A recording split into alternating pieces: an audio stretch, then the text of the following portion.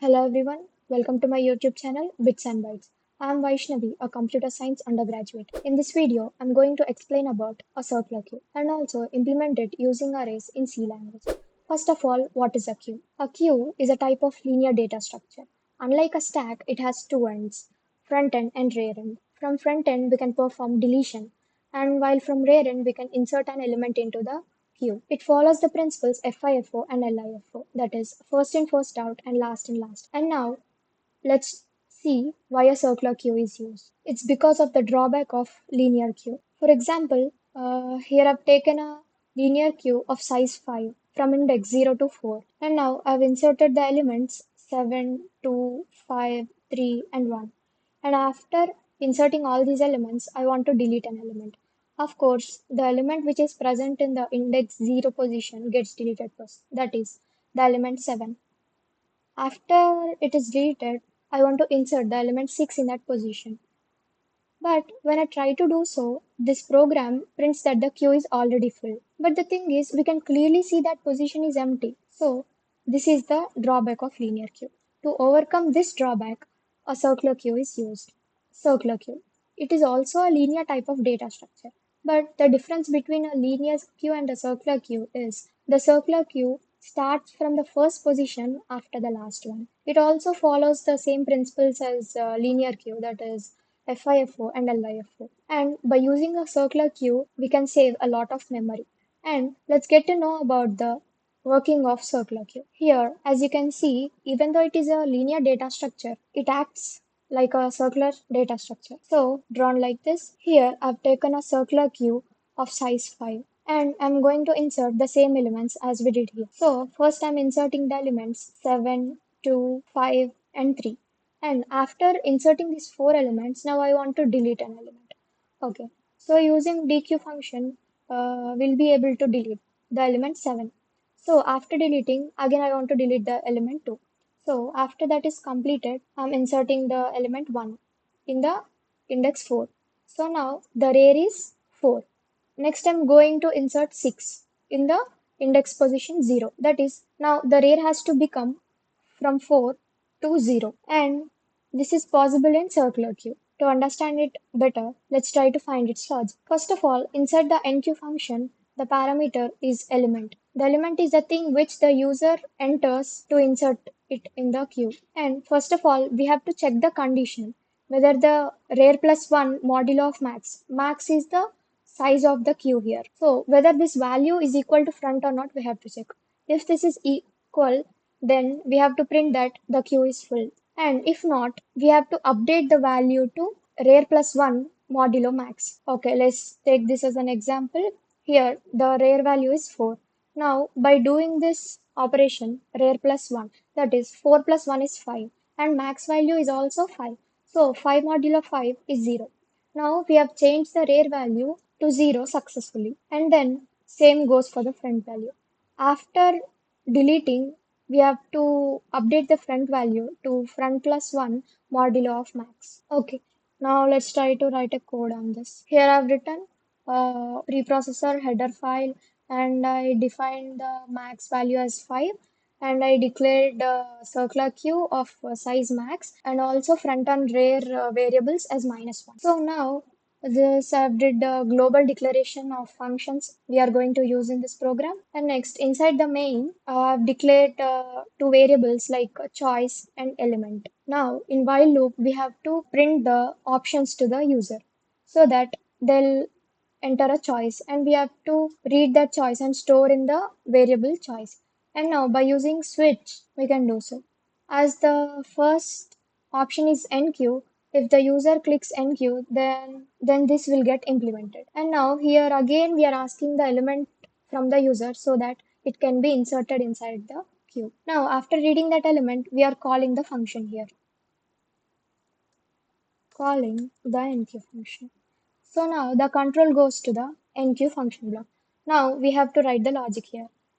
As we have discussed here, first of all, we have to check whether this equation, that is rear plus 1 modulo of max, is equal to front or not. If they are equal, it means that queue is full.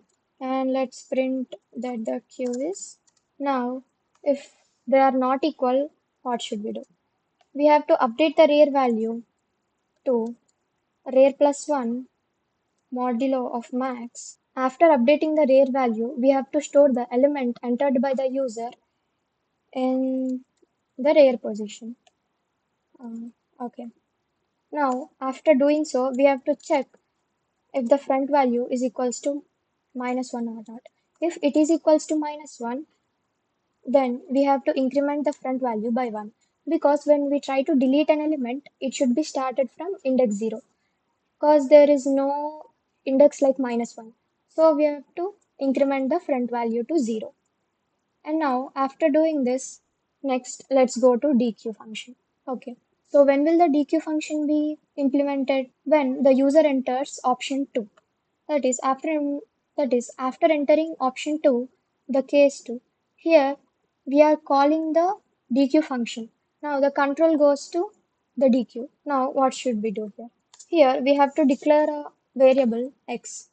We are declaring this variable to store the deleted element and return it to the main block and print it. So the user will know that which element is deleted. Now after declaring and assigning minus 1 to that, we have to check whether the front value is minus 1. If the front value is minus 1, we have to print that queue is empty. Because when queue is empty, we cannot delete any element, right? Because there is none. And if it is not equal to minus 1, then we have to assign the element which is present in the front position to x.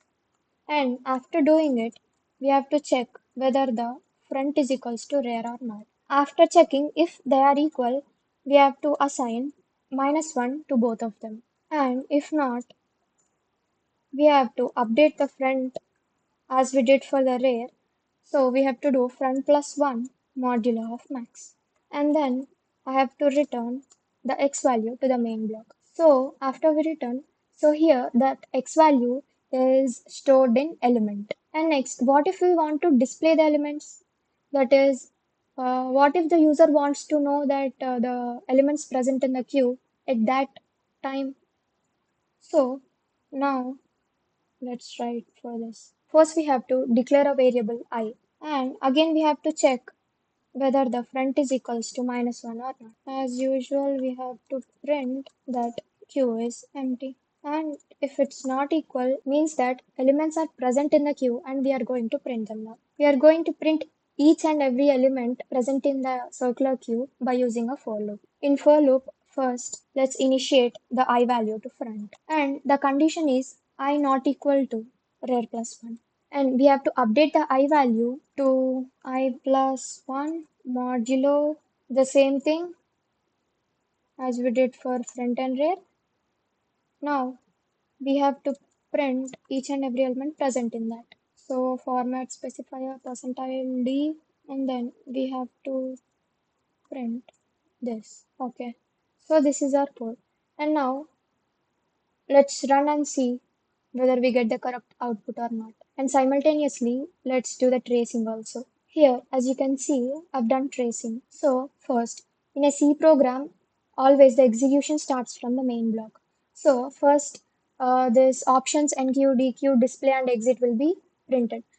Then we will ask the user to enter their choice. After they enter their choice, we have to read that from the user and check the cases. So now, first I want to insert the element 7. First of all, as we declared here a front, rear, choice and element, and here it is. Now, front we declared as minus 1 and rear as also minus 1. Now, I'll also take for choice. Let this be choice. First, it is some random garbage value. And now, I want to insert an element first. So, I'll enter 1. So, when you enter 1, what will happen? The choice becomes 1. Okay. Now the case 1 will be executed. In case 1, we'll ask the user to enter an element. So I want to insert 7. So I'll enter 7 and then we are calling the enqueue function here. So the control goes to enqueue of 7. Here we should check this condition first. So first of all, what is the real value? Minus 1. Minus 1 plus 1, that is 0. 0 modulo 5 is 0. So we have to check whether it is equals to the front value or not. Front value is minus 1 here. So the condition is false. Now the control goes to the else block. In else block, we are updating the real value. Minus 1 plus 1, that is 0. 0 modulo 5 is 0. And now we are assigning the value 7 to 0 index. So now rare became 0. So, and again we have to check the condition if front value is equals to minus 1. Here front is equals to minus 1 only, right? So minus 1 is equals to minus 1. The condition is true. So we have to increment the front value by 1. Now the front value becomes 0. And later again, as we have written break here, uh, again the user wants to enter the next choice. And next also I want to insert an element 2. Again the same takes place here. Now that the rare value is 0, again the condition becomes false here. And then we are updating the rare value. 1 modulo 5 is 1. So now the rare value is 1. As the rare value is 1, we are assigning the value 2 to index 1 position. Now, as we assigned here, and again we have to check the front value. Front is equals to minus 1? No, so the condition is false. Again, we want to insert the element 5. Again, the same takes place. The front value doesn't change, but again we are updating the rare value to 2 because 1 plus 1 is 2 and 2 modulo 5 is 2. And we are assigning the value 5 to index 2. So now the rare value has become 2. Okay, after that again I'm inserting the element 3 and the same takes place. Now the rare value becomes 3 and here after 2 and after 5 entered 3. Now after inserting these 4 elements, I want to delete the element 7. So for that, now if I select the choice 2, it will go to case 2. In case 2, we are calling the dequeue function here. So what does the dequeue function do? First we declared x variable and assigned minus 1 to it. And again, we are checking the front value. The condition becomes false. So we have to go into the else block. Now, what is present here in the index 0? As we can see here, 7 is present here. So the element 7 is deleted. Okay. After deleting, we have to check whether the front and rear values are equal or not. If they are equal, we have to assign minus 1 to them, no? But the condition here is false. So we have go into the else block and update the front value. Now the front value is 1. And here we are returning the x value. As the x value is 7, to the element ELE, 7 value is returned. Now after we return the value 7, the user wants to know that which element is deleted. So here we have written that if the element is not is equals to minus 1 and that condition is true. So this prints 7. And now next, again I want to delete the element 2. So the same takes place. Now the front value becomes 2 after updating and the element 2 will be returned to the main block and prints as we can see here. It prints 2. By returning this, it will go here. And now I want to insert element 1. After inserting, what does the value change to? Okay, now the rare value has changed to 4. After changing to 4, the element 1 is assigned to index 4 position. And now we have to check the front value. Okay, the condition is false. Now again I want to insert the element 6. Now where we are inserting this element? What becomes the rare value after 4? So after we are updating the rare value, it becomes 0. So how does it become 0? Okay, let's see here. Again, I enter the choice 1 and element 6. Now, okay, the control will come to this block and check whether this value is equals to front or not. Okay, it is not equal. 0 is not equals to 2. Then in else block, we are updating the rare value. Previously, the real value was 4. So now 4 plus 1 is 5. 5 modulo 5 is 0. So again, now we are able to insert the element 6 in 0 index. Next, I want to display the elements present in the queue. So I've entered the choice 3. By entering the choice 3, we are calling display function here. By calling, it checks whether the front value is equals to minus 1 or not. So it is not equal. First, we have initiated the I value to front. As we know, now the front value is 2, I is equals to 2. And we have to check whether I is not equals to rare plus 1 or not. Rare value is 0 now. So 0 plus 1 is 1. 2 is not is equals to 1. So the condition is true. We are entering into the for loop. Okay, what is presented to 5? So it prints 5 and then updates the I value. So as we did for rare and friend, the I value is updated to I plus 1 modulo max. The max is 5, so I is already 2, 2 plus 1 is 3, 3 modulo 5 is 3. So we have to check whether it is equals to, again, 0 plus 1 or not. Now it is not equal, so the condition is true, and then it prints 3, and again updating will get the I value to 4. As 4 is not equals to 1, it will print 1, and then I is equals to 0. 0 is also not equal to 1, so the condition is true, and then it prints 6. And later, after updating, the I value becomes 1. 1 is not equals to 1, the condition is false. So again, the options will be displayed. Now I want to end the program. So I'll just click 4. What is case 4?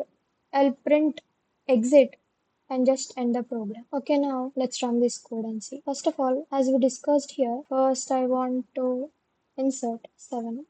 So I'm choosing NQ and the element 7 and element 2 and then 5 and then 3.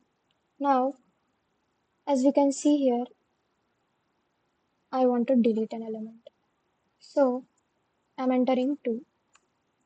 See, it has returned the element 7. So again, I want to delete an element. Now the element 2 is removed. And then I want to insert the element 1 and element 6. Now I want to display the elements. So I am choosing the display option, that is 3C. As we can see here, the elements present are 5, 3, 1 and 6. And now I want to exit the program. So I'll just click 4. Okay, so we have successfully implemented the circular queue. I hope you guys understood about the circular queue and also will be able to apply it in real time. Thanks for watching. Jai Hind.